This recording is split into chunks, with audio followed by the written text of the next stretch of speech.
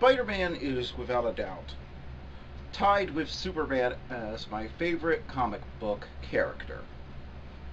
I started reading Spider-Man comics at the local library long before I knew what all the words meant. In fact, I'm pretty sure I only understood like one out of every three words. I must have been around 6 or 7 at the time when I first started picking up the books. Since I remember them being new there, and I looked at the issues, and they came from 91 and 92 later on. So, I kept reading steadily, buying them and getting them at the library. But then, in the well, later, I guess 2000s, about a decade ago, 3 events transpired that caused me to give up my lifelong reading of Spider-Man comics. The first was the cancellation of Tom DeFalco's excellent Spider-Girl, one of my favorite comic book runs of all time.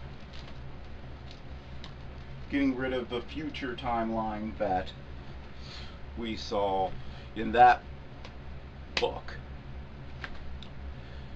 Then there was Civil War, where despite the fact that every time somebody has found out Spider-Man's identity, so somebody that he knows got or loves got hurt, he then just gave up his secret identity just because basically because Tony Stark told him to. Basically what happened with the original Civil War is it had a better setup for its events than what we saw in the movie. If you're only familiar with the movie, Civil War in the comics was a completely different animal. It was actually the government trying to force every person with any sort of powers to reveal their identity. Not just to the government, no, they had to make it public so that anybody could look them up and know who they were. Huge invasion of privacy that put many at risk, and for some reason, despite his personal history, his beliefs that you have to do the right thing even if everyone else thinks you're wrong, you have to do what you think is right, everything about Peter Parker's character saying that he should have been on Captain America's side of he should have either been neutral or on Captain America's side of respecting people's privacy. He was on Tony Stark's side, and that instantly came back to bite him. Then you had one more day, the single most painful thing I have ever read in comics. Now, I'm not going to go on and on about this stuff because it's been covered in detail, and I know it's a contentious issue, and I want to highlight something good that has brought me back into comic book Spider-Man fandom. And anyway, but if you want to know more, look up Linkara's 200th episode.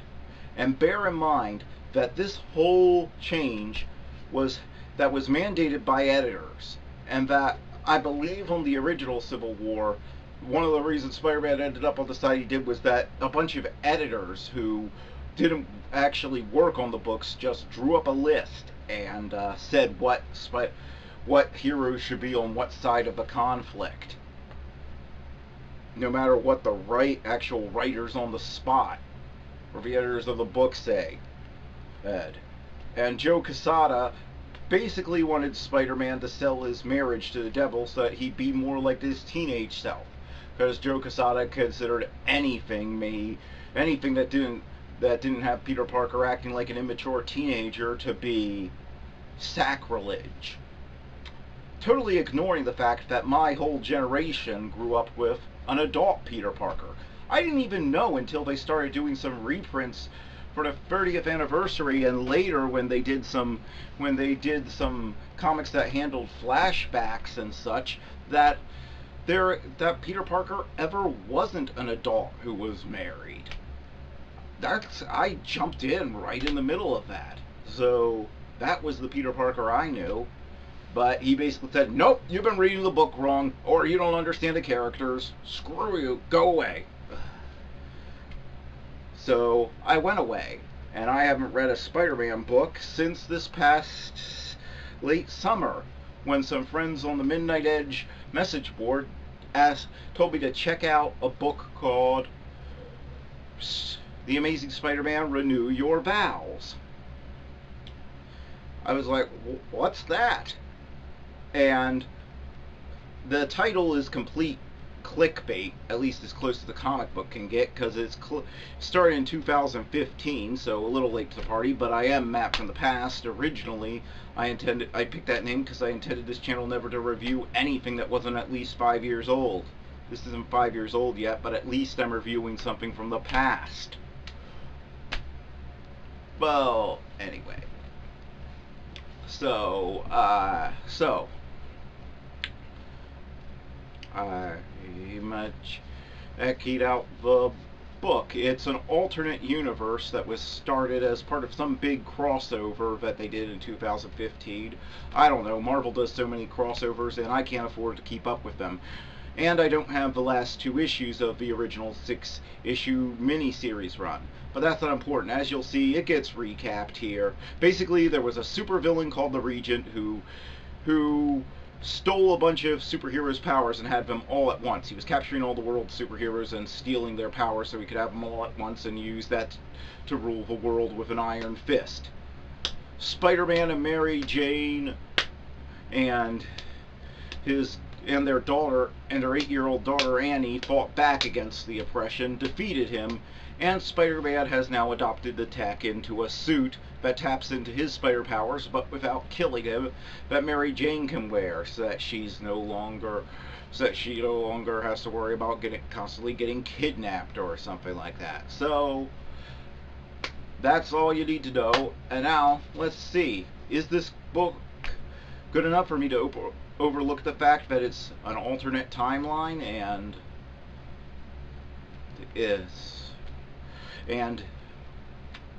it doesn't actually have them renewing their vows?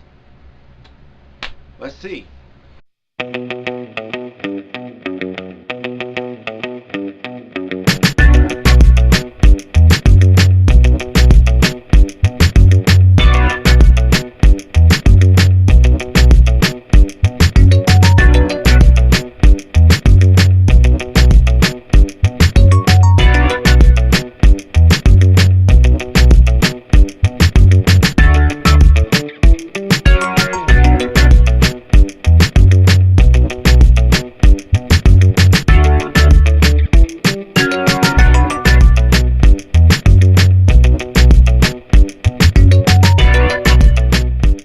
I'm reading from a trade that collects the first 5 issues of this book.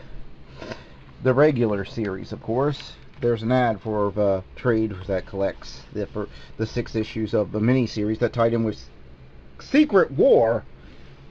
Yeah, that was the big crossover event. And no, there's nothing in the title to distinguish it from the original Secret War back in the 1980s. That's how bad Marvel Comics is being run right now, people. But let's take a look at this book. When Peter Parker was bitten by a radioactive spider, he gained the proportional speed, strength, and agility of a spider. Learning that with great power there must also come great responsibility, he became the crime-fighting superhero Spider-Man. With his wife Mary Jane and their daughter Annie Mae, the Parker family has become a force to be reckoned with. The Amazing Spider-Man, Renew Your Vows. Issue 1. Recently, Spider-Man, MJ, and Annie defeated the villain Regent, who ruled the world with the stolen powers of Earth's superheroes. Although resistant to the idea of his wife and daughter following in his crime-fighting footsteps, Peter realized it's 2 against 1 in that argument. So, we open up with Spider-Man thought bubbles as he's fighting something. Boom. And it's milk, laundry detergent, bananas, ice packs. I'm missing something. What? Juice boxes. Right.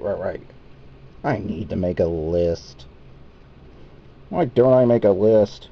I should just make a list. Yep, it's a grocery list. He's having to fight supervillains and deal with a grocery list. People said things would go too smoothly for Peter Parker if they let him stay married. He gets a call from MJ, which he has to field while he's fighting the Scorpion. She tells him that they have a code green, whatever that is. This causes him to make short work of the Scorpion. Meanwhile, and he then swings off, but he's being watched by a mysterious figure. This is Normie Osborn. Yes, the 10-year-old son of Harry Osborn, who died, I'm guessing in some previous crossover event or just in the backstory for this comic, which is being established. He's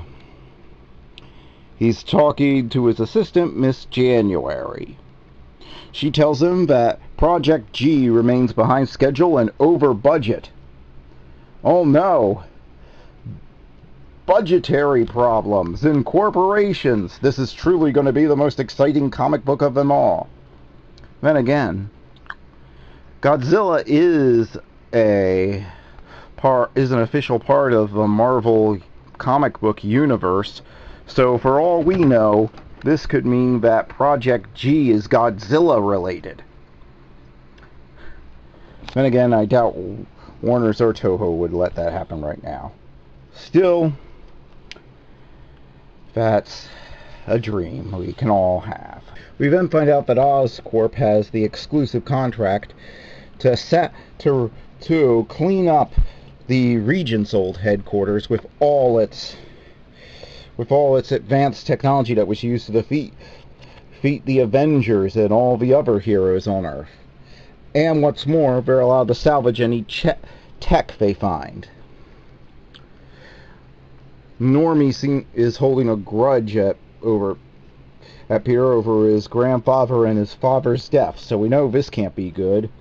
But also, unbeknownst to Normie, there seems to be some sort of rumble under the ground. We then find out what a code green is. Peter, of course, being Peter, forgot the groceries, but thankfully Mary Jane doesn't seem so bad. And if you're so young that you don't realize what a code green is, in a couple of years you'll go, oh. But before anything that goes beyond, say, a PG rating can happen, there's the sign of web shoot. There's an eek, a click, and a sound of web shooters going off, and Peter and MJ will rush off to yelling Annie. They find her in her bedroom, it all covered with webbing, and her tied up in it. At first I thought this turtle was a stuffed animal, but the second time I read through this, I noticed these movement lines. Yep, that turtle is alive and caught upside down in Peter's web fluid. Think about that for a minute. They dissolve the webbing, and what I like about Gary Conway's writing here is that Peter and MJ both come over with their own voices without being at odds with each other, or without it looking like the writers are trying to cause one of them to one-up each other. They just come off as a normal family here, and Annie is written as a real kid.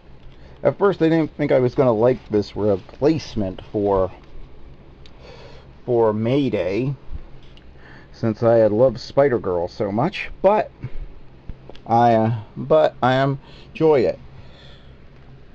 This comic is just very well paced. It allows you to ease into it and have fun with the ideas here. For instance, there's a whole page that's just taken up with them doing normal everyday morning stuff and showing how that works out when their daughter has spider powers. They give her a earpiece so that they can talk to her and tell her never to use her spider powers unless they tell her that it's okay. It ends with a bit of confusion where Peter is told not to get the turtle named Speedy carrots and not cabbage because he gets gas.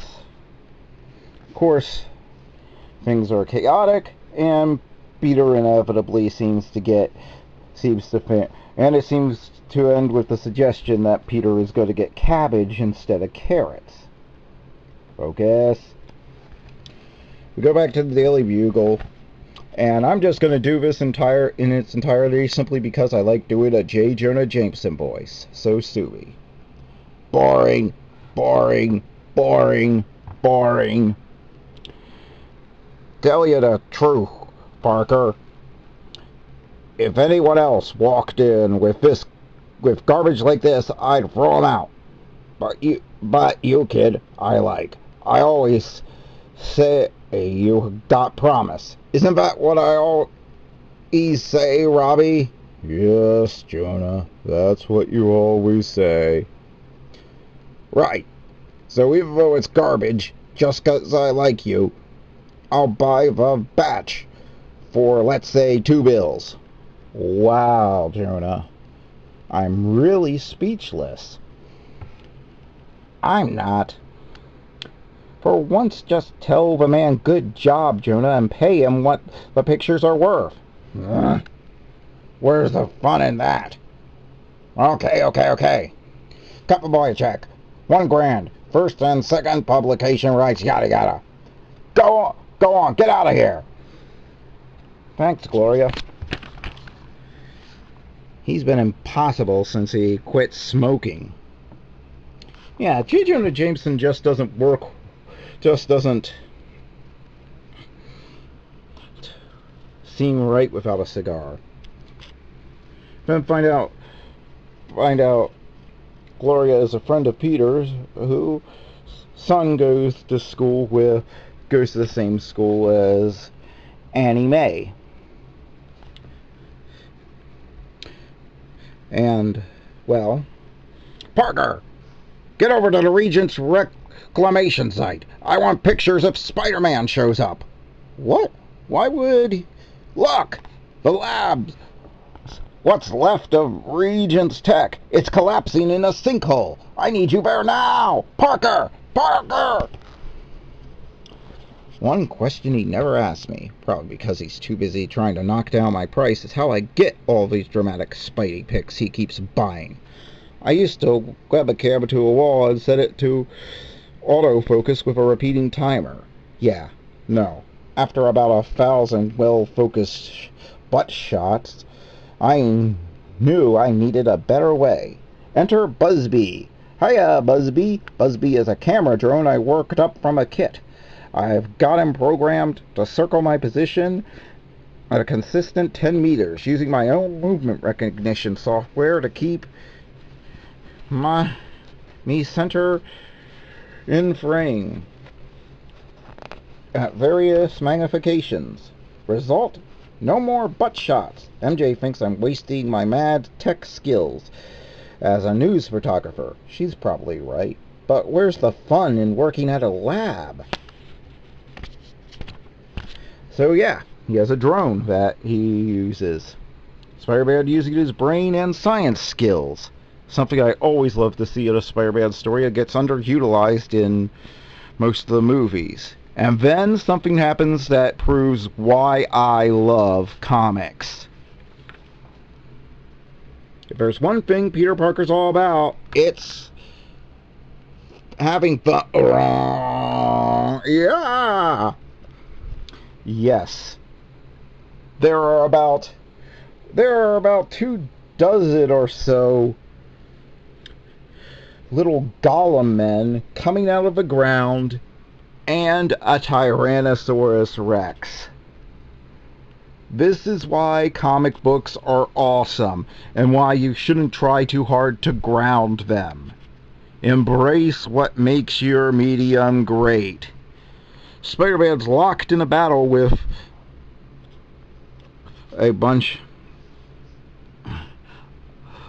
with the Tyrannosaurus Rex, and he soon realizes his webbing isn't enough to hold him. Oh no. Ugh, oof, ow, freak! This is ridiculous. I've beaten vultures, sandmen, shockers, and scorpions. I can't get sacked by a pile of albino stickmen. I'm being sacked by a pile of albino stickmen. Hold on. Spider sense. Tiggling. I'm being tapped. She's here. Hi, honey. You do know the comlink earpiece you made works two ways, right? I know. So you don't have to face situations like this alone. The suit I adapted from Regent's Tech lets you tap into my spider powers. I built it to protect you, not help you protect me. It's about us. You're not a solo act anymore, Tiger. You haven't been since we got married. I know, but look, I get it. You're a guy. You think it's your role to keep me safe. Maybe that was true once, but not anymore. Not since Regent, and certainly not since Annie. Sometimes I forget you're smarter at this stuff than I am. You kidding? I'm figuring it out as we go, just like you are. Speaking of figuring out as we go, how do we beat this thing? Guys? Oh no! It's the Mole Man! And he's got Annie! I messed up. Don't be mad, okay? Mary Jane was right. What we have together isn't about MJ or Peter, not anymore. But it isn't about Mr. and Mrs. Parker as a couple either. It's about our family. It's about our daughter. It's about Annie. And so, this issue goes to cliffhanger with Annie being captured by the Mole Man and his minions. What'll happen next? Well, tune in. I'm sure to come back to this. But the comic isn't over. There are two more humorous comics done in a style that give you another glimpse into their domestic life. Peter is left home with Annie when he gets a call from J. Jonah Jameson saying that he needs to bring over some photos. So he takes Annie with him as he swings over to the Daily Bugle, leaves her with Sandman. Seems a dubious choice, but to be fair, Sandman doesn't seem to make a half-bad babysitter. Shock of shocks. No, more like, yeah. It's a fun little divergent that ends with a bit of product placement for Disney.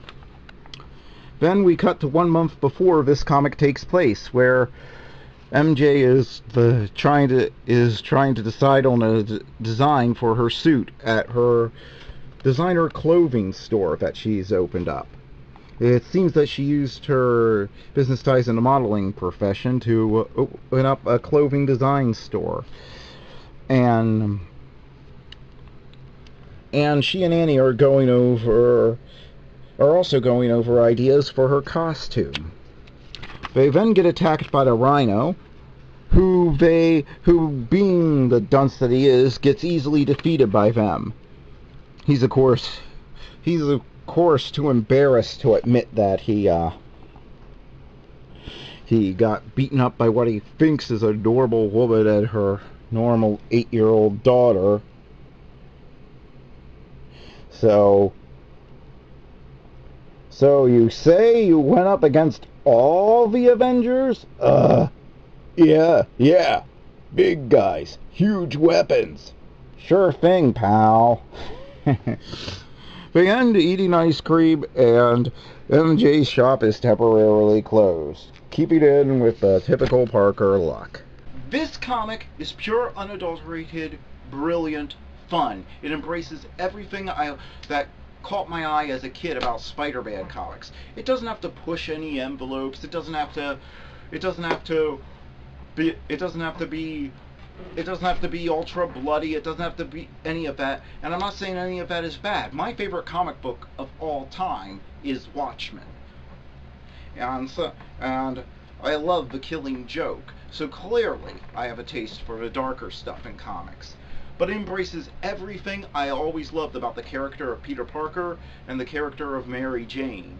And Gary Conway in particular as a writer seems to just understand how these characters work. Each of them has a very distinct voice, and they have very distinct points of view that will be explored in future issues that I'm definitely going to be reviewing. This book, this one issue, single-handedly got me back into Spider-Man fandom, and I now go to my local comic book shop and pay $4 each month to pick up this off the newsstand. Thanks to this. This is a brilliant first issue that sets up how you can make a family of superheroes work, and it's done by it has a really good writer, and Ryan Stegman and the rest of his art team also make brilliant art. Everything has a great style. It's some of the best looking art I've ever seen in a Spider-Man book. Clean lines, everything's on model, no major mistakes. It's just a pleasure to look at and a pleasure to read. And I've shown this to several people who are only casual Spider-Man fans, and they love it too. This series is a great book, and this is a great issue. This is how you bring back readers. I don't care if it's an alternate universe. Let Marvel do whatever it wants in the 616 timeline with Spider-Man and making deals with the devil. As long as I've got this, I am happy, and I will continue to support this book. And if you were turned off by One More Day, or you don't even know what it is, or you're looking for a book that doesn't require you to buy any other books to follow its storyline, unlike so many other comic books these days, The Amazing Spider-Man Renew Your Vows is a great way to get into Spider-Man and get something different than you're going to get in the movies. So it's something distinct, but still in the spirit of Spider-Man with everyone in character. The relationship is well balanced. This is put together so amazingly well. There are just not enough good things I can say about this. That is why the final rating for this is 9 out of 10. The Amazing Spider-Man Renew Your Vows issue 1 is an amazing first issue for the regular series, and it restored me to the comic book arena of Spider-Man fandom. I hope you look it up, and I hope you enjoy it, and I hope you enjoy these books, because these deserve to be a hit.